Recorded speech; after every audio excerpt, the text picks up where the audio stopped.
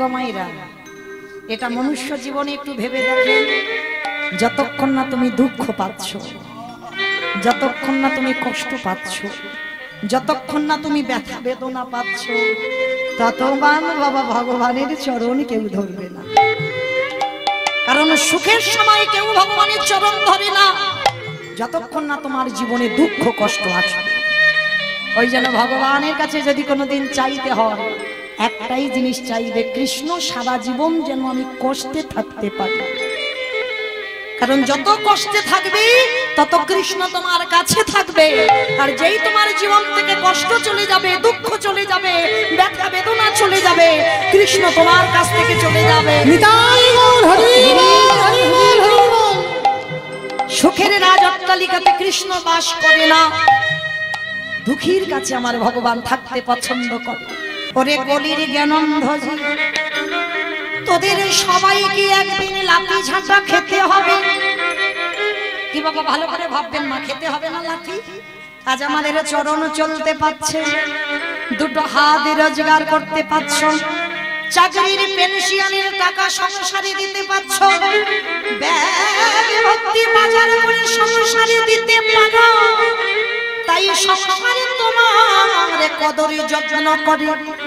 কিন্তু যেদিনে তোমার এই চরণ আর চলবে না, যেদিনে দুটো হাত আর রোজগার করতে পারবে না, তুমি চোখে ভালো করে আর কিছু দেখতে পাবে না, যেদিনে কানে আর ভালো করে কিছু শুনতে পাবে না, এই বদলে কিছু বলতে পারবে না, যেদিনে তোমার দশে ইন্দ্রিয় শীতল হয়ে যাবে, যেদিনে তোমার চলবার ক্ষমতা থাকবে না, বলবার ক্ষমতা থাকবে না, বিছানা সজ্জা হয়ে যাবে, পায়খানা প্রস্রাব করবে বিছানায়, এই সংসার তোমাকে দোতলা থেকে নিচের তলায় নামিয়ে দেবে।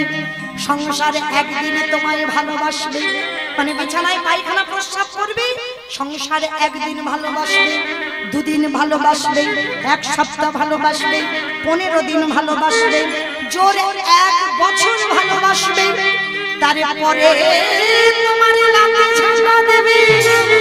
রাবণ বলল কলির জ্ঞানন্ধ জি, শিশুকালে কৃষ্ণ ভজে কৃষ্ণ পাবার আসে, যৌবনে কালে কৃষ্ণ ভজে আসে বা না আসে, বৃদ্ধ কালে কৃষ্ণ ভজে জমে তরাসে।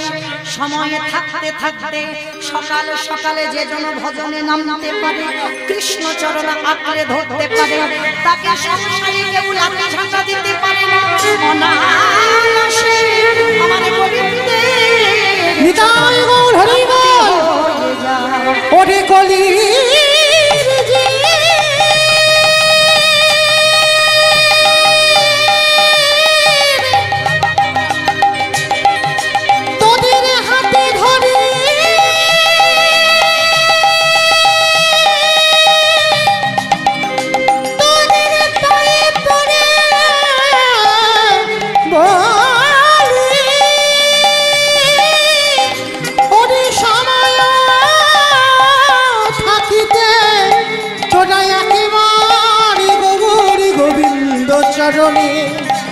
গৌরী গোবিন্দ চরণে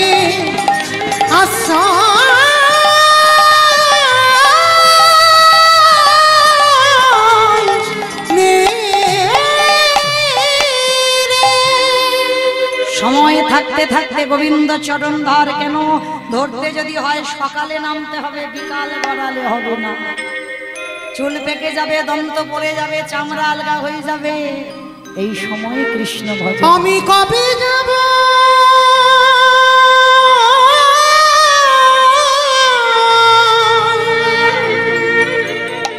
বিষয়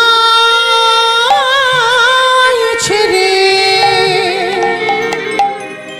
ওই মধুর বৃন্দাবন।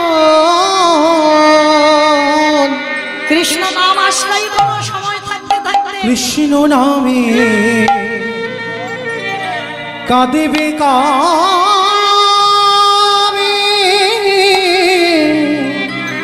আমার পরাম। আমি কবে যাব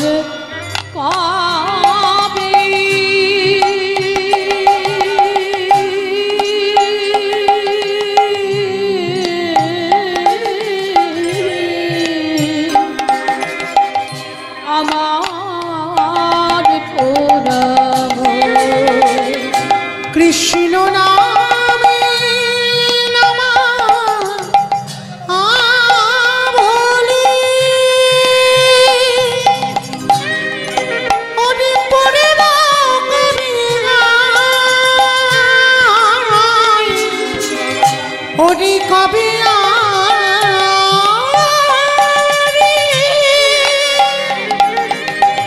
প্রাণ জুড়াবো গিয়ে মথুরায় ওরে কৃষ্ণ আমার জীবন মন ওই কৃষ্ণ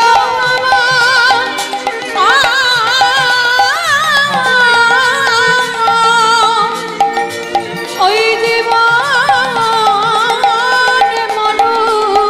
কবে পাবো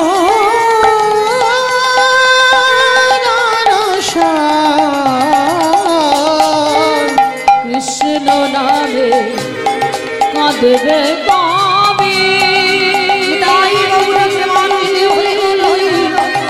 আমার ওরাম কৃষ্ণ নামে কাঁদবে কবি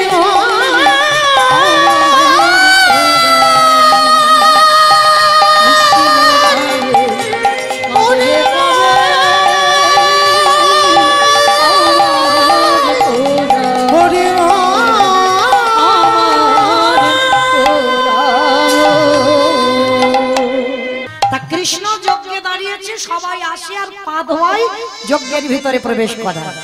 তো মাইরা লাইনে সমস্ত দেবদেবীরাও দাঁড়িয়ে আছে, সবাই যজ্ঞে আসবে, যুধিষ্ঠির যজ্ঞে। তা সবাই যখন লাইনে দাঁড়িয়ে আছে, কৃষ্ণ দরজায় দাঁড়িয়ে পা ধোয়াচ্ছে, যজ্ঞের ভিতরে নিয়ে যাচ্ছে। এমতো সময় লাইনে দাঁড়িয়ে আছে অগ্নিদেব, পবনদেব, বরুণদেব, ইন্দ্র, ইন্দ্রাণী, ব্রহ্মা, সাবিত্রী, শিব, দুর্গা, সব পরপর লাইন দিয়ে আছে। এমন সময় জগৎজননী মা দুর্গা আমার পাগল শিব ঠাকুরকে ডাকছে, প্রাণনাথ, ও প্রাণনাথ, আর দেরি নয়, তুমি না এবার আমাদের তৈরি হতে হবে, কৃষ্ণ পা ধোয়াবে, চলো আমরা পা দুটো ধুইয়ে নিয়ে। তার ত্রিলোকের বড় বৈষ্ণব বাবা ভোলানাথ মৃদু মৃদু হেসে বলছে, পার্বতী তোমার কি মাথার গন্ডগোল হয়েছে? হ্যাঁ, আমার মন বলে তোমার মাথার গন্ডগোল। কৃষ্ণ পা ধোয়াবে আর আমাদের মতো পাপীর পা দুটো বাড়িয়ে দেবো? শোনো, তোমার যদি এত ধোয়াবার ইচ্ছা হয় তো তুমি লাইনে দাঁড়াও, আমার পা তোমার কৃষ্ণ ধোয়াতে পারবে না। তা এই কথা বলে আমার বাবা ভোলানাথ লাইন থেকে বেলাইনে চলে গেছে, মানে লাইনে আর নাই। আড়ালে গিয়ে ভোলানাথ কি করেছে জানো, মনে মনে ভাবছে কৃষ্ণের চোখে ধুলো দিয়ে যজ্ঞের ভিতরে যাব। বাবা ঠাকুর এই জায়গায় একটু বোঝার ভুল হয়েছিল, বৈষ্ণব মানুষ হলে কি হবে, পাগল তো, মানে কৃষ্ণ নামে পাগল, প্রকৃত পাগল নয়। তা পাগল মানুষের একটু বোঝার ভুল হলো, কি ভুল না, দেবরাজ ইন্দ্রের বাবা সহস্র চোখ ছিল, মানে গৌতম মুনির স্ত্রী অহল্যা সতীত্ব নাশ করেছিল দেবরাজ ইন্দ্র। তাতে কি হলো, অহল্যার সতীত্ব নাশ করার অপরাধে অভিশাপ দিয়েছিল, তোর সর্ব অঙ্গে হবে ভোগ চিহ্ন। যখন অভিশাপটা দিল, পরবর্তী দিনে কান্নাকাটি করার পরে আশীর্বাদ হয়ে দাঁড়ালো, তোর ওই সর্বাঙ্গে ভোগ চিহ্ন হবে সহস্র লোচন, মানে চোখ, মানে ইন্দ্রের সহস্র চোখ, চারদিকে চোখ ঘুরে ঘুরে বেড়াবে। কিন্তু বাবা তার থেকে তোমার ভগবানের চোখ আরো বেশি, তাই না? এই যে কে কীর্তন শুনছে, কে শুনবে না, কে গল্প করবে, কে বসে বসে, আমি দেখতে পাচ্ছি না, কিন্তু যে বেটা বাঁশিটা বাজাচ্ছে, কে গো, খাতা কলমে হিসাব করে ভগবান সময় মতো পৌঁছে দেবে। আজকে কি করেছে, তা ভগবান মনে মনে করছে, দেখেছো বেটা বৈষ্ণব হই কি মনে মনে ভাবছে, দেখেছো? কারণ তিনি তো অন্তর্যামী, ভক্তের অন্তরের কথা বোঝে। এই যে আমরা বড়াই করে মুখে ভগবানের কাছে গিয়ে বলি না, ঠাকুর ছেলে যেন ভালো থাকে, স্বামী যেন ভালো থাকে, আমার ছেলেকে পাশ করিয়ে দাও, এই দেবতা, দেখো ভগবান এইগুলো শুনি।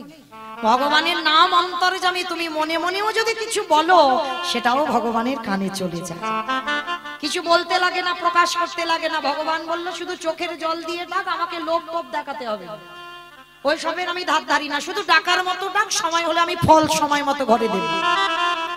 আজকে কি করেছে বাবা, তা দেবর্ষি আজকে বাবা ভোলানাথ আড়ালে গিয়ে মনে মনে চিন্তা করছে, কৃষ্ণের চোখে তো ধুলো দিতে হবে। তা ভগবান নিচু হয়ে পা ধোয়াচ্ছে, আর পায়ের মাঝখানটা ফাঁকা মতো দেখেছে, মানে কৃষ্ণ পা, শুধু কৃষ্ণ কেন, আমরাও যদি কারোর পা ধোয়াতে যাই, মাথাটা তো নিচু করতে হবে, আর মাথাটা নিচু করলে বাবা পায়ের মাঝখানটা ফাঁকা মতো দেখা যায় না। আর বাবা ভোলানাথ মনে মনে করছে, ওই জায়গা থেকে আমাকে বেরিয়ে যেতে হবে, কিন্তু কি করে যাব, চিন্তা করতে করতে বৈষ্ণব মানুষ আড়ালে গিয়ে বাবা একটা কুকুর হয়ে গেছে। কারণ কুকুর হলো প্রভু ভক্ত, আর কুকুরের থেকে প্রভু ভক্ত আর বাবা পৃথিবীতে কেউ নাই, যার জন্য আজও নবদ্বীপের মাটিতে এখনো কুকুরের মহোৎসব হয়। হ্যাঁ, কারণ কুকুর চাকরিও করে, দেখেন চোর ডাকাতকে ধরবার জন্য, কারণ কুকুরের মতো ঘ্রাণ শক্তি মানুষের এখন হয়। আজকের বৈষ্ণব মানুষ কুকুর হয়েছে, আর পিছন থেকে এক পা দুপা করে আসছে, মনে মনে করছে কৃষ্ণ যেন আমায় দেখতে না পায়। আর ওই পায়ের ফাঁকটা দেখেছেন, ওই পায়ের ফাঁক দিয়ে বাবা ভোলানাথ কুকুর রূপ ধরে সবে মাত্র মাথাটা, ওই যে বললাম মানুষ মানুষকে ঠকাতে পারে, মানুষ মানুষের সঙ্গে চালাকি করতে পারে, আমার ওই ছেলেটার সঙ্গে নয়। এইবার যেই না মাথাটা দিয়েছে, কৃষ্ণ চালাকি করে দুটো হাঁটু নিয়ে কুকুরের কানের কাছে চেপে দেয়। এইবার দেখ কেমন লাগে। আর যত কানের কাছে চেপে দেয় তত কুকুর কি করবে? কেউ কেউ করবে না, বারবার বলছে কৃষ্ণ ছেড়ে দে, কৃষ্ণ ছেড়ে দে, কৃষ্ণ ছেড়ে। বলে ছাড়বো বলে ধরি নাই। হে বৈষ্ণব গোসাই, ও হে বৈষ্ণবে গোসাই,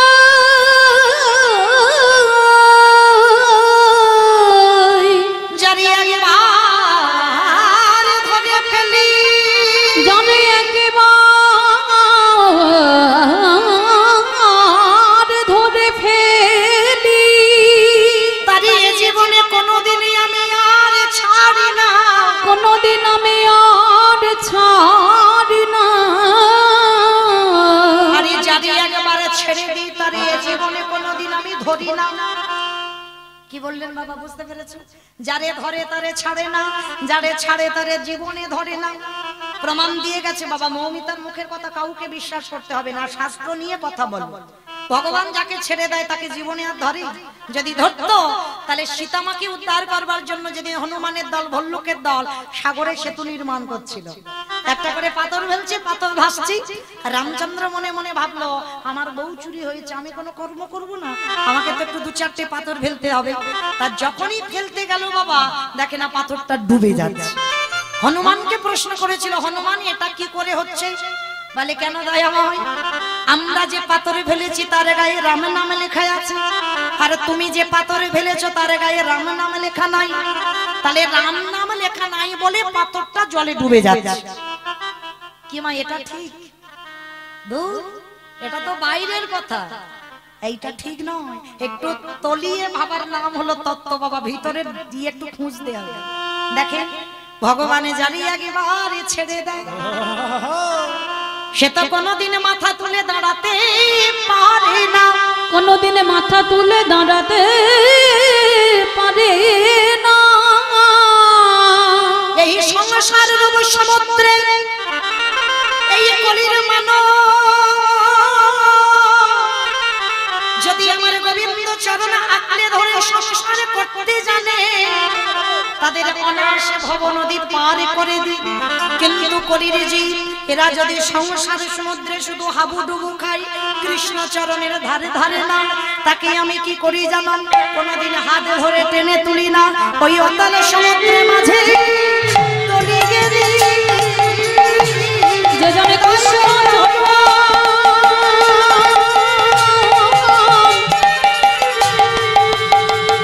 চরণে সার না করে,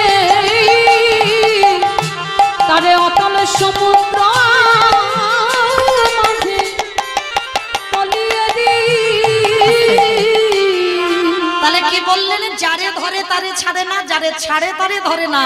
তা ভগবান পা দুটো চেপে দিয়েছে কুকুরের কানের কাছে, বলে চুপ, কথা হবে না, শুধু দেখে যাও কি হয়।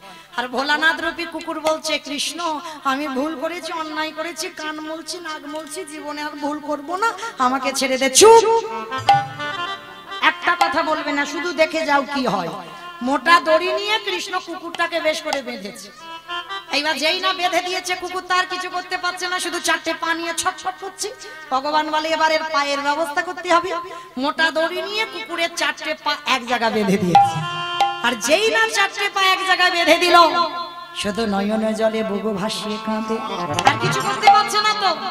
কাঁদে আরে বলে কৃষ্ণ আমায় ক্ষমা করে দে। চুপ, কথা হবে না, বললাম শুধু দেখে যাও। সবার পা ধুইয়েছে ঘটিতে করে জলে নিয়ে, কৃষ্ণ দয়াময় ওই কুকুরের চারটে চাচা ওই কুকুরের চারটি চাচা কৃষ্ণ দয়াময় আমার বক্ষে জাগাইয়ে ধরে লো। কি করছিস কৃষ্ণ? তুই আমার পা বুকে নিচ্ছিস। চুপ, বললাম কথা বলবে না, শুধু দেখে যাও কি হয়। সবার পা ধোয়াচ্ছে ঘটিতে করে জল নিয়ে। আর কুকুরের বেলা কি করেছিল জানো কৃষ্ণ? খালি বিলি নদী নালা পুকুরে ঘাটের জলে নয়। কৃষ্ণ দয়াময়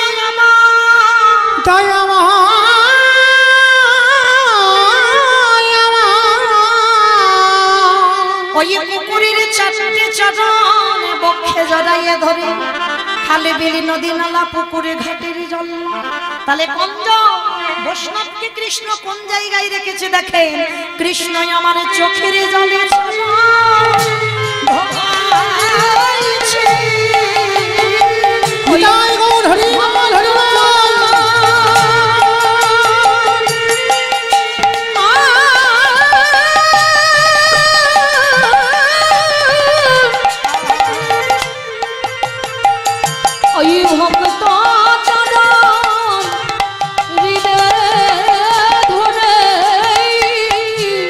চোখে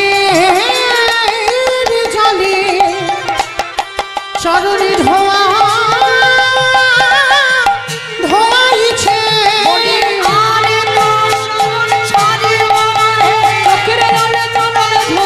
বলি আমি তো চরণে সারব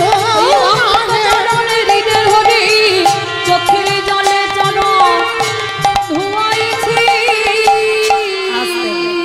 এইবার কৃষ্ণের চোখের জলে যখন পড়ছে কুকুরের রূপী ভোলানাথ কাঁদছে আর বলছে কৃষ্ণ এই জীবনে যে অপরাধে আমি করে ফেললাম এই অপরাধে আমি খণ্ডন করব আগত কলিকালে। আগত কলিকালে আমি কথা দিলাম কৃষ্ণ কলিকালে আর আমি শিব হব না, কলিকালে হব অদ্বৈত আচার্য গোসাই। আর তুই আমার কৃষ্ণ হবি না, তুই হবি আমার নদী আরে নিমাই চা। আর একটা কথা দে, কারোর ডাকে আসবি না কিন্তু আমি 12 বৎসর তুলসী ভাসিয়ে তোকে বৃন্দাবন থেকে নদিয়ায় ডাক করাবো। শুধুমাত্র আমার ডাকে তুই নদিয়ায় নামবি। আর যেদিন নদিয়ায় আসবি আমি শান্তিপুরের শ্রীপাঠ থেকে তোর সঙ্গে দেখা করতে যাব। যেদিনে তোর আর আমার সাক্ষাৎ হবে, আজ যেমন রাজস্বাই যজ্ঞে তোর চোখের জলে আমার কুকুরের চরণ যুগল ধোবালি, এই কুকুরে যেদিন শান্তিপুরে অদ্বৈত হবে, তুই যেদিন নদিয়ায় শচীগর্ভ সিন্ধু মাঝে নিমাই হবি, যেদিনে তোর আর আমার সাক্ষাৎ হবে, ওরে এমনি করে চল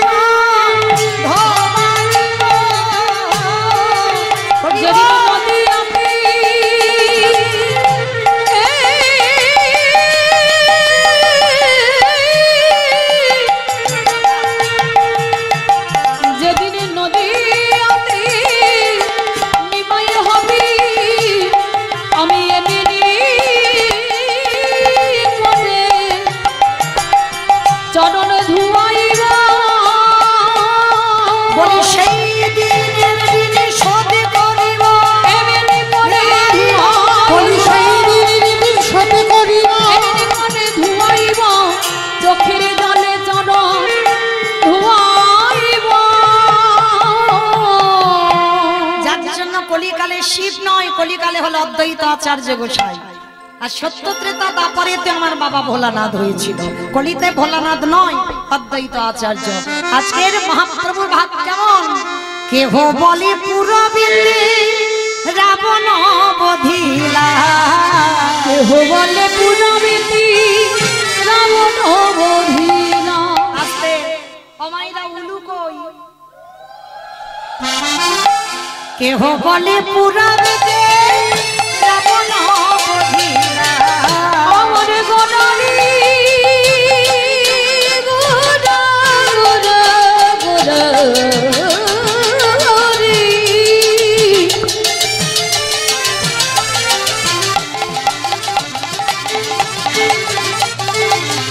আমার আমার নানি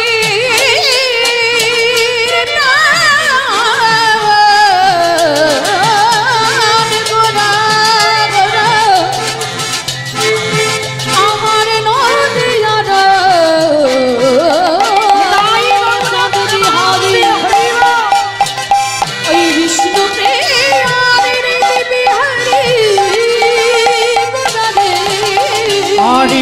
বলি পুনাবিতি রাবণ বুধিলা বলি গোলকে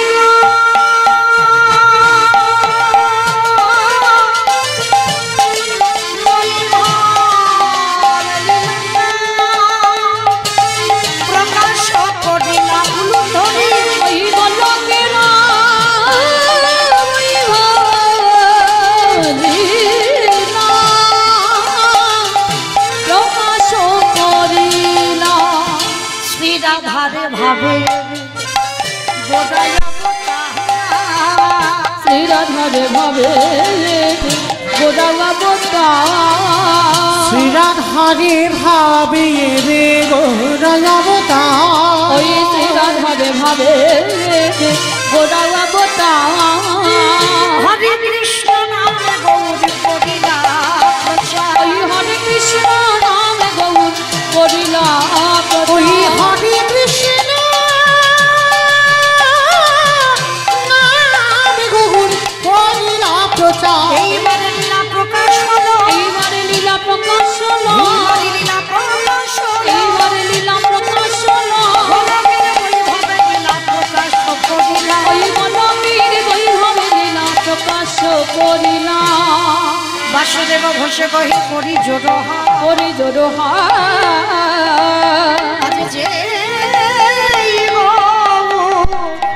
সেই কৃষ্ণ সেই তো জগন্নাথ অবশ্যই তো জগন্নাথ